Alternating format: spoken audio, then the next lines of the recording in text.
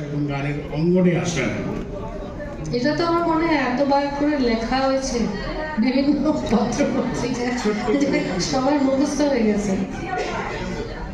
আমি অ্যাকচুয়ালি গান শিখতেও আমার বড় বোন দিনা লেলা, তো ওনার সাথে বসে যেতাম। ওস্তাদজি আসতেন যখন ক্লাসিক্যাল শিখতেন উনি, আমি বসে যেতাম এবং ও যা শিখতো ওগুলো আমি ঘুরে বেড়াতাম, বসতাম না, ছোট ছিলাম তখন অনেক। তো গানগুলো আমি ইয়েগুলো রাগ যেটাই শিখতো ওটা আমি তুলে নিতাম এবং আমি নিজে মনে খেলে বেড়াতাম আর গাইতাম।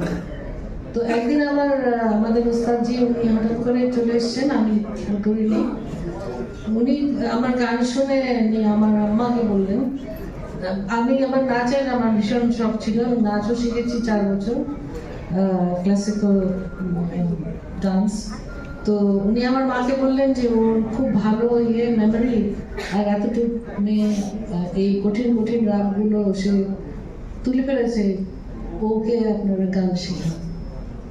তো সেই থেকে গান শেখা শুরু হলো। 6 বছর বয়সে প্রথম স্টেজে প্রোগ্রাম করলাম।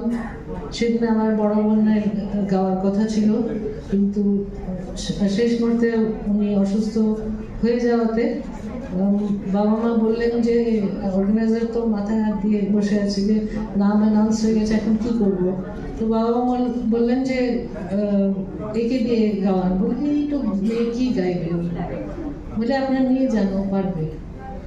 এবং 6 বছর বয়সে আমি প্রথম স্টেজে গান গাই এবং গাওয়ার পরে অডিয়েন্স থেকে আমাকে মানে এত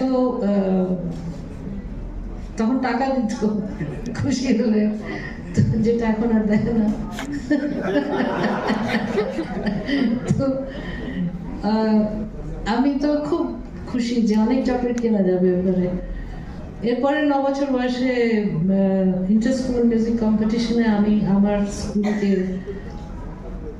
স্কুলের তরফ থেকে মানে জয়েন করলাম। সেখানে আমি ফার্স্ট প্রাইজ পেয়েছি, সেটা 9 বছর বয়সে। তারপর 12 বছর বয়সে আমাকে বললো একটা ফিল্মের গানের জন্যে। লাহোরে থেকে মিউজিক ডিরেক্টর, প্রডিউসার, ডিরেক্টর এসে আমার গান শুনলেন, শুনে বললেন যে ফিল্মের জন্যে গলা ভালো, কিন্তু কিছু জিনিস টেকনিক্স ওনাকে জানতে হবে। সো আমি 1 মাস একটাই গান 1 মাস আমাকে রিহার্সাল করিয়েছে, সকাল সন্ধ্যা। তার মধ্যে স্কুল যেতে হতো, ভোরবেলা উঠে